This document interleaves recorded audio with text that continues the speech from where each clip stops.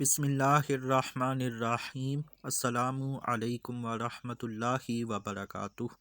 مسعود Attari YouTube channel کی جانب سے آپ کے بارگاہ میں اللہ عز و جل کے کرم کا حقدار اس حوالے سے ایک حدیث پاک پیش کرنے کی سعادت حاصل کرتا ہوں۔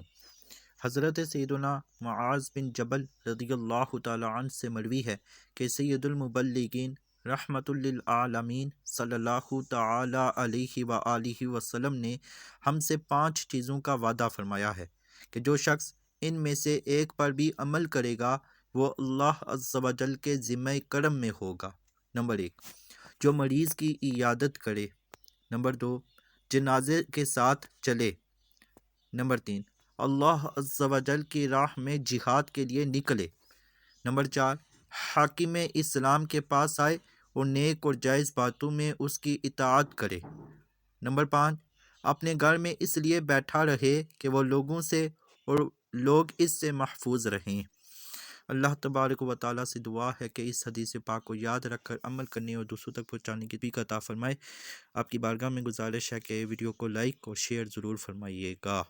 السلام علیکم ورحمۃ اللہ وبرکاتہ۔